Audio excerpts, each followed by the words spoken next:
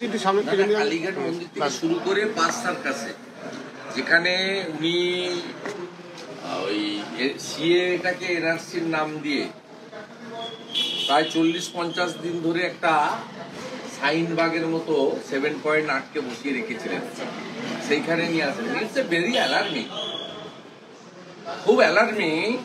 উনি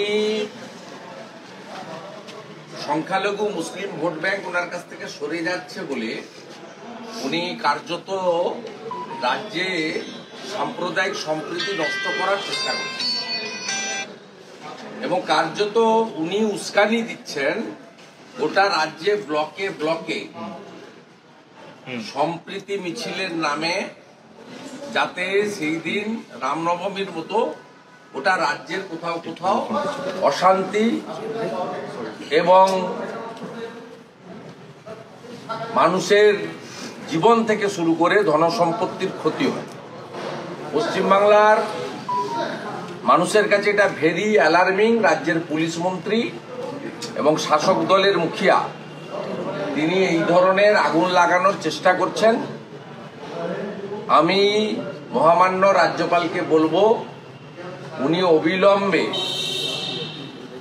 paramilitary forces deployment করার জন্য কেন্দ্রীয় সরকারকে জানান সেন্সিটিভ এলাকাগুলোতে, এবং বিগত রামনবমী থেকে শুরু করে সিএএকে এনআরসির তকমা দিয়ে যে সমস্ত জায়গায় রাজ্যের সম্প্রীতি নষ্ট হয়েছিল, রেল স্টেশন পুড়িয়ে দেওয়া হয়েছিল, রেলগাড়ি ভাঙা হয়েছিল, সাঁতরাগাছিতে লাইন দিয়ে 37টা বাস পুড়িয়ে দেওয়া হয়েছিল, পরবর্তীকালে নুপুর শর্মার ইস্যুতেও যা হয়েছিল, সেই সব জায়গা পশ্চিমবাংলার লোক জানে, চিহ্নিত জায়গা। ওই সব জায়গায় প্যারামিলিটারি ফোর্স ডিপ্লয়েড করা হোক, এটা আমি এই রাজ্যের বিরোধী দলনেতা হিসেবে দাবি করছি। সাথে সাথে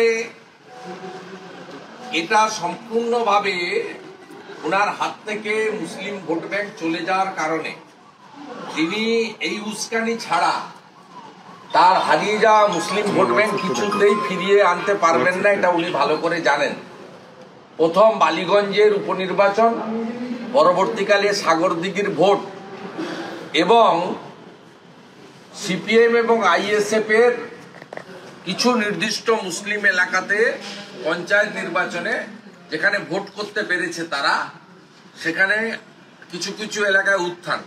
এমনকি ভারতীয় জনতা পার্টিও এই রাজ্যের প্রায় শতাধিক মুসলিম সংখ্যাগরিষ্ঠ বুথ থেকে জিততে পেরেছে। হরিহরপাড়ার 2টো আসন সহ 100-র বেশি বুথ আছে যেখানে 70 ভাগের বেশি মুসলিম ভোটার, সে আসনও আমরা পেয়েছি, এমন উদাহরণও আছে।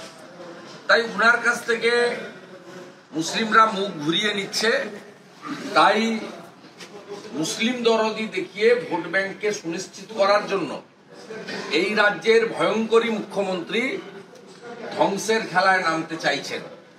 তিনি ঠিক একইভাবে মানরেগার টাকা আর আবাস যোজনার টাকার দাবিতে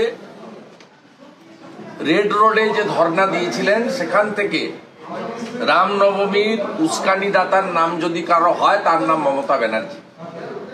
তার উস্কানিতেই ডালখোলা, রিসড়া এবং শিবপুরের পিএম বস্তিতে দাঙ্গা সংগঠিত হয়েছিল এবং তিনি শুধু রেড রোড থেকে নয়, তিনি পরের দিন পূর্ব মেদিনীপুরের দীঘাতে একটি সরকারি প্রশাসনিক সভা থেকে বিশ্ব হিন্দু পরিষদ, রাষ্ট্রীয় স্বয়ংসেবক সংঘ, বজরং দল সহ হিন্দুত্ববাদী সংগঠনগুলিকে দাঙ্গাবাজ, এবং তিনি বলেছিলেন ইনশাল্লাহ আল্লাহ তাআলা আমার মুসলিম মা ভাই বোনেরা হাতা খুন্তি ঝাঁটা নিয়ে আপনারা সবাই প্রতিরোধ করুন।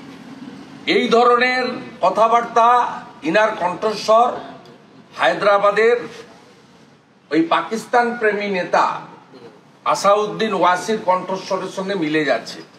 তাই পশ্চিমবাংলার গণতান্ত্রিক প্রিয় মানুষকে বলবো, সতর্ক থাকুন, সজাগ থাকুন। আর যে সমস্ত সাংবিধানিক বডি রয়েছেন, উচ্চ আদালত হতে পারে, মহামান্য রাজ্যপাল হতে পারেন, তাদেরকে বলবো এবং কেন্দ্রীয় স্বরাষ্ট্র দপ্তরকেও বলবো অবিলম্বে পশ্চিমবঙ্গের সাধারণ মানুষের এবং যারা গত কয়েক মাস ধরে রাম জন্মভূমি তীর্থক্ষেত্র ট্রাস্টের উদ্যোগে ভগবান রামচন্দ্রের 500 বছর পরে তার জন্মস্থানে গর্ভগৃহে প্রবেশ করাকে কেন্দ্র করে নানা ধরনের ধর্মীয় অনুষ্ঠানের আয়োজন করেছেন, তাদের নিরাপত্তা প্রদান করার ব্যবস্থা করা হোক, এ দাবি আমি আজকে করতে চাই। আমাদের ভিডিও ভালো লাগলে লাইক এবং শেয়ার করুন। কমেন্ট সেকশনে গিয়ে জানান আপনাদের মতামত। আরও ভিডিও পেতে আমাদের চ্যানেল সাবস্ক্রাইব করুন এবং প্রতি মুহূর্তে খবরের আপডেট পেতে প্রেস করুন বেল আইকন।